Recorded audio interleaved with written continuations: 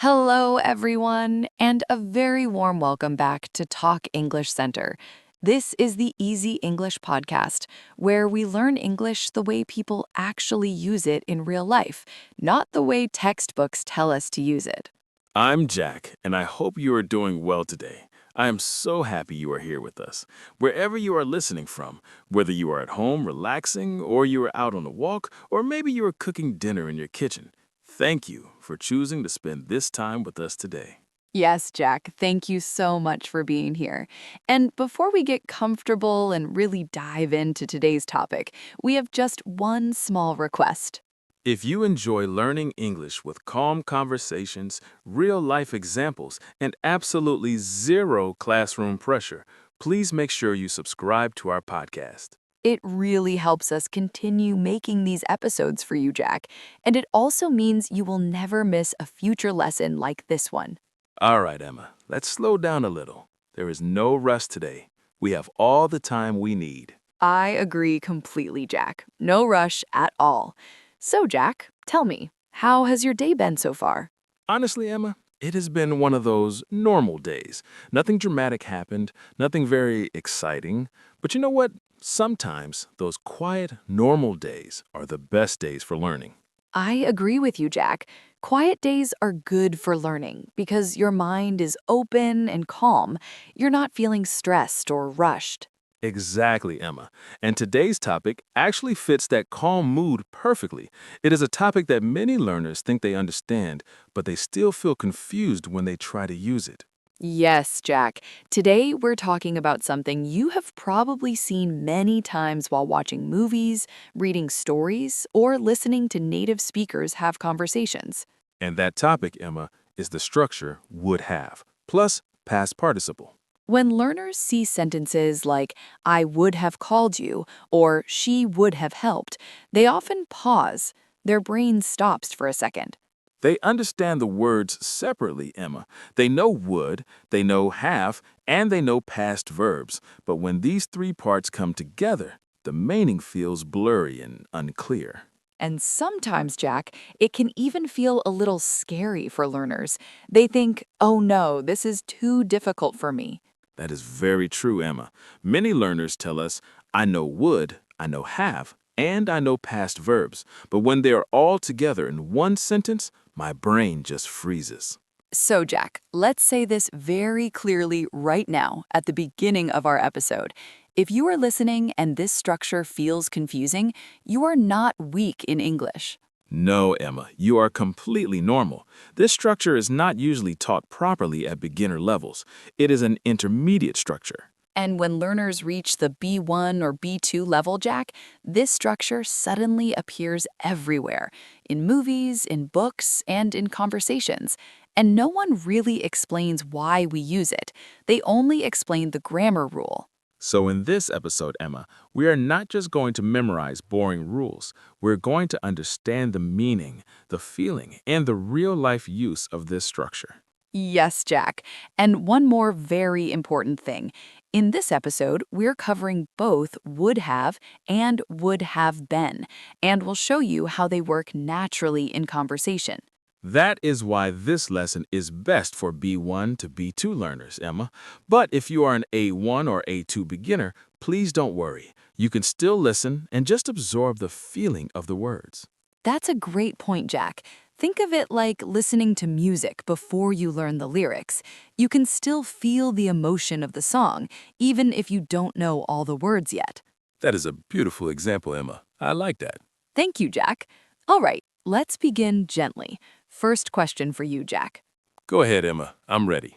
Okay, Jack, when you hear this sentence, I would have helped you, what do you feel? What emotion comes to mind? That's a good question, Emma. When I hear that sentence, I feel a sense of regret.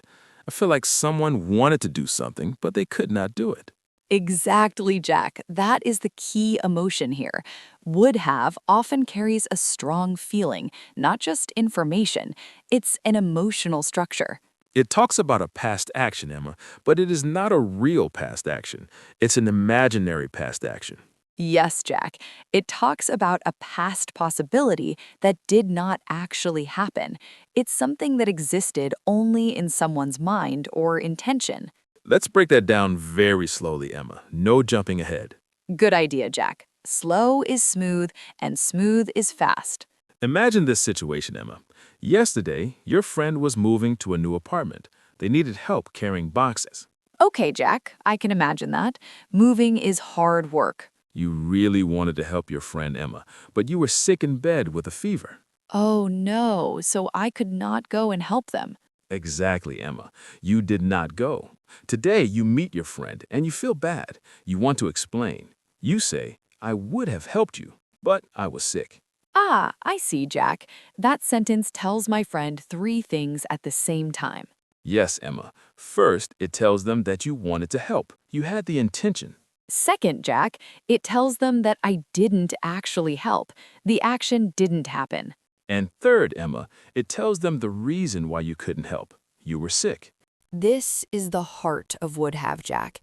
It is not about what really happened in the past.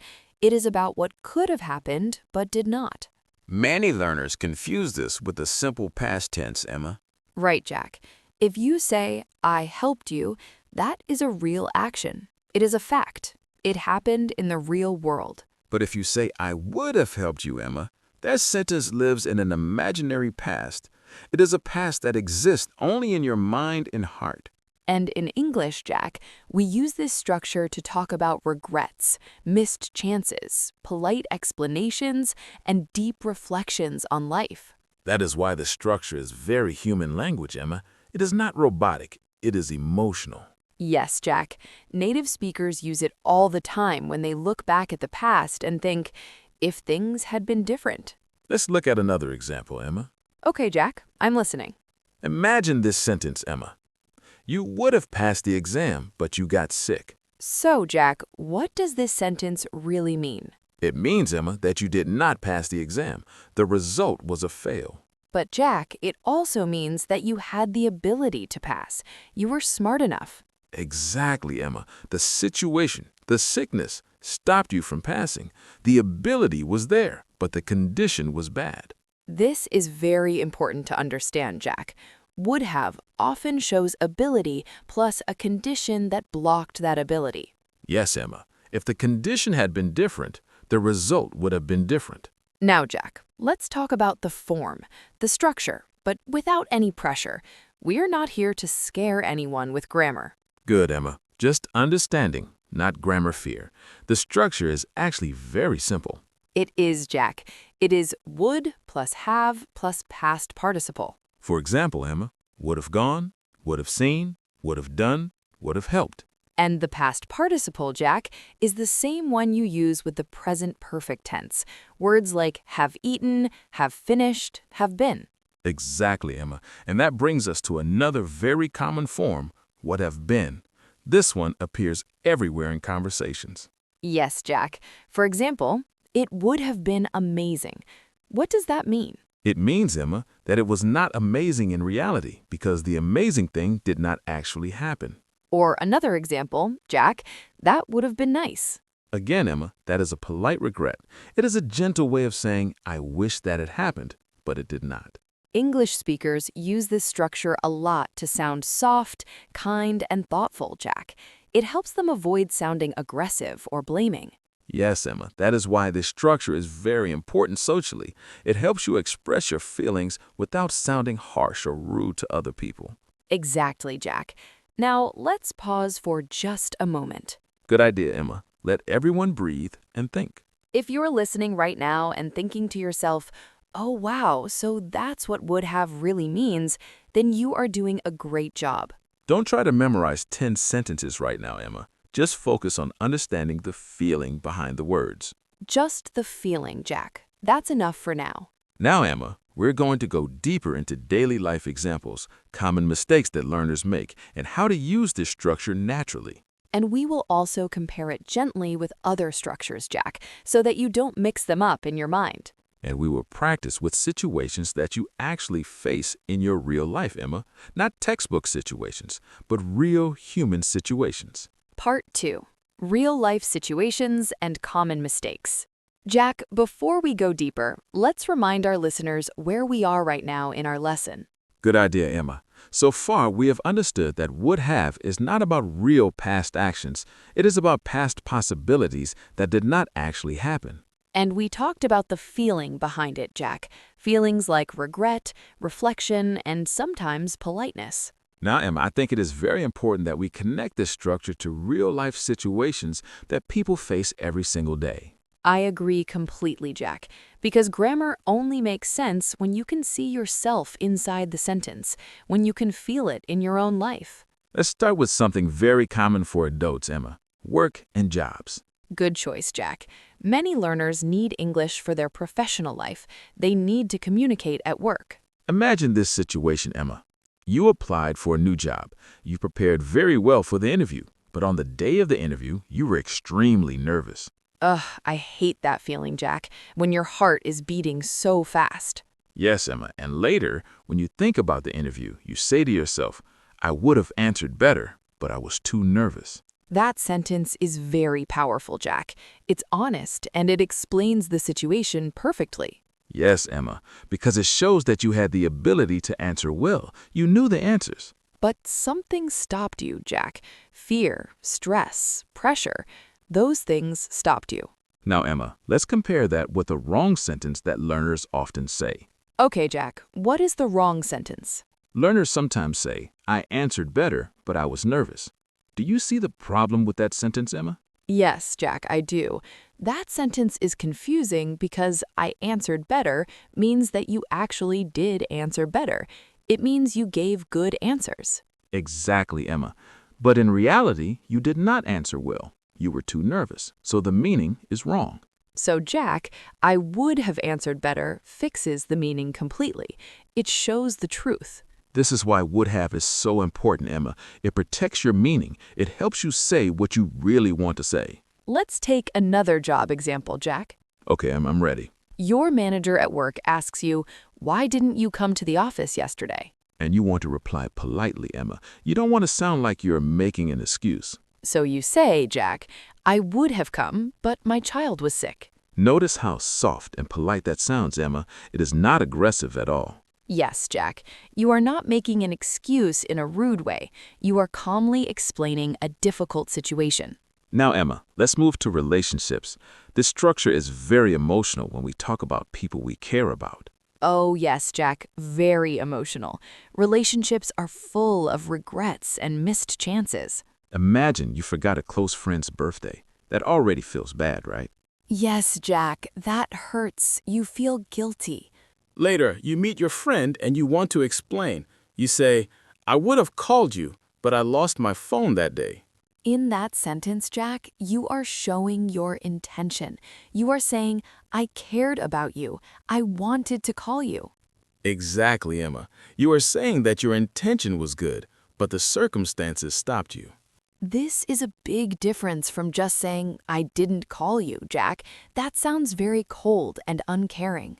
Would have adds humanity, Emma. It adds heart to the sentence. Now, Jack, let's talk about common learner mistakes. This is very important.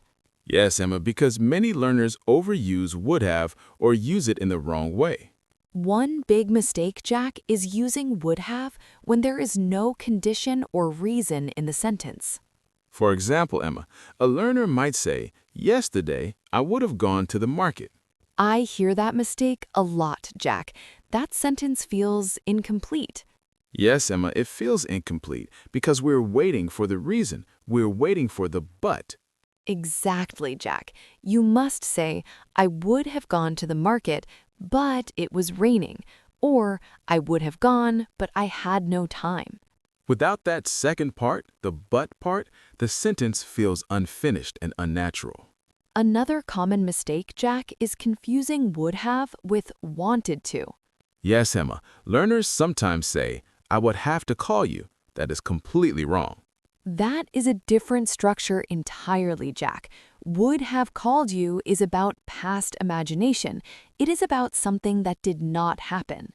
And would like to call you or wanted to call you is about a present or future desire, Emma.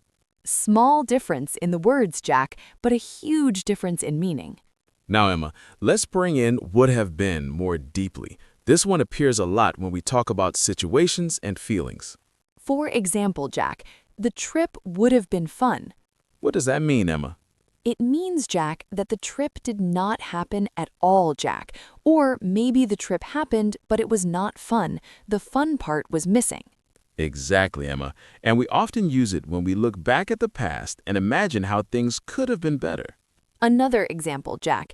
It would have been easier if you told me earlier. This sentence, Emma, shows a gentle disappointment. It is not angry. It is just a soft observation. Yes, Jack. English speakers use this kind of language to avoid conflict and to keep relationships peaceful. It is very cultural, Emma. English values politeness and softness. Now, Jack, let's talk about polite English, because would have is like gold in this area. Imagine someone invites you to a party, Emma, but you could not go. Instead of just saying, I didn't come, Jack, you can say, I would have loved to come, but I had to work. That sounds so warm and respectful, Emma. It makes the other person feel good. Yes, Jack, this structure helps you sound emotionally intelligent. It shows that you have good social skills. That is why B1 and B2 learners really need to understand this, Emma. It's not just for exams, it's for real life. Now, Jack, let's do a small comparison to clear up any confusion. Okay, Emma, I love comparisons. They make things clear. Sentence 1. I didn't help him. What does that feel like, Jack? That feels like just a fact, Emma. It is cold and neutral, no emotion. Sentence 2. I couldn't help him. That shows inability, Emma. It means I wanted to help, but I was not able to. Sentence 3. I wouldn't help him. That shows refusal, Emma. It means I chose not to help. I said no. Sentence 4. I would have helped him. That shows willingness, Emma, but no opportunity. I wanted to help, but something stopped me. 4 sentences, Jack. 4 different meanings. This is why grammar is not boring. It is meaning. Exactly, Emma. Grammar is how we express the small, beautiful details of life. Now, Jack, let's slow down again. Yes, Emma. Let our listeners breathe and absorb everything. If you're listening right now and thinking, wow, I've heard these sentences so many times in movies, but I never understood them like this before, that's real progress. You don't need to use would have perfectly tomorrow, Emma. That is not the goal. No, Jack, just start noticing it. Start listening for it in movies, in conversations, and even in your own thoughts. We're going to practice more deeply now, Emma. We will use daily routines, family situations, and mistakes that learners often make while speaking. And we'll gently correct them, Jack. No pressure at all, just learning together. Part 3. Speaking practice and deeper understanding. Emma, now that we understand what would have and would have been really mean, we have to talk about the hardest part. What is the hardest part, Jack? Using it while speaking, Jack. This is where most learners feel completely stuck. Yes, Emma, because understanding is one thing, but when you open your mouth to speak, your brain suddenly goes blank. It's very frustrating. Very true, Jack. People often tell me, I know the rule in my head, but when I try to speak, I panic and forget everything. That panic is completely normal, Emma. It happens to everyone who learns a new language. And today, Jack, we're going to remove that panic slowly, step by step. Let's start with a very common speaking situation, Jack. Missed opportunities. Good choice, Emma. Imagine someone says to you, "Why didn't you join us yesterday at the party?" Many learners, Jack, would reply with something like, I was busy. That is correct English, Emma. It is not wrong, but it is very flat and boring. It has no emotion. Now, Jack, listen to this different reply. I would have joined you, but I had a family commitment. Do you feel the difference, Emma? Can you hear the emotion? Yes, Jack, I can. The second sentence feels so much warmer. It shows that I wanted to be there. It shows intention, Emma, and it sounds much more natural in a real conversation with friends. Now, Jack, let's look at a mistake that learners make with this sentence. What is the mistake, Emma? They say, I would have joined you. They forget to use the past participle. Ah, yes, Emma, that is very common. They use the base form of the verb instead of the past participle. So let's slow it down and practice the pattern. Would have plus past participle. Join becomes joined. Help becomes helped. Go becomes gone. Do becomes done. Say becomes said. If you can remember this simple pattern, Jack, half of your problem is already solved. Now, Emma, let's bring this into daily life English. Not exam English, but real English. Yes, Jack, because nobody in the real world speaks like a grammar book. Imagine you're talking about health and exercise, Emma. Okay, Jack, that's a common topic. You can say, I would have exercised more, but I was too tired after work. That sounds very real, Jack. It sounds like something a normal person would say. It sounds very human, Emma. It is honest about the struggle of life. Now, Jack, compare that with an incorrect sentence. A learner might say, I would exercise more, but I was tired. That sounds confusing, Emma, because would exercise feels like a habit. It feels like something you do regularly. But here, Jack, we're talking about one specific time in the past, so would have exercised is the correct choice. Exactly, Emma. It matches the time and the emotion. Let's move to family situations now, Jack. People talk about family all the time. Yes, Emma, especially regrets about family. For example, Jack, I would have called my parents earlier, but I got busy with work. This sentence carries so much emotion, Emma. It carries honesty and love. It shows that you were thinking of them, Jack, even though you didn't call. Now, Emma, let's add would have been more clearly into our practice. Good idea, Jack. Imagine someone asks you, how was the party last night? And you reply, it would have been fun, but I arrived very late.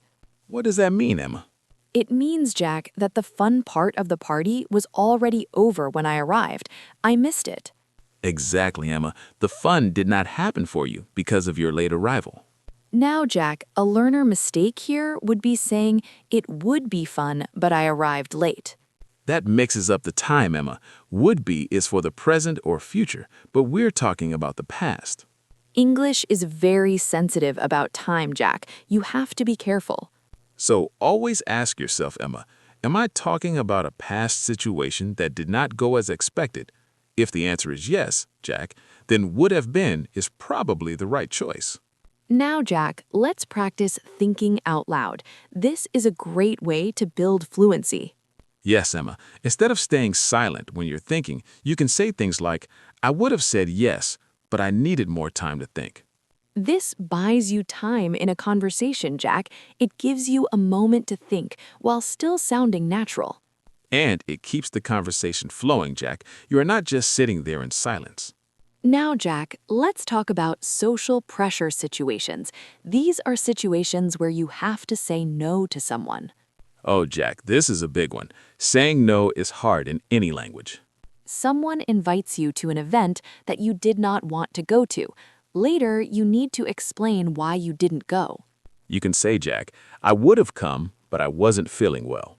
Notice how polite that is, Jack. It's soft and respectful. It does not hurt the other person's feelings.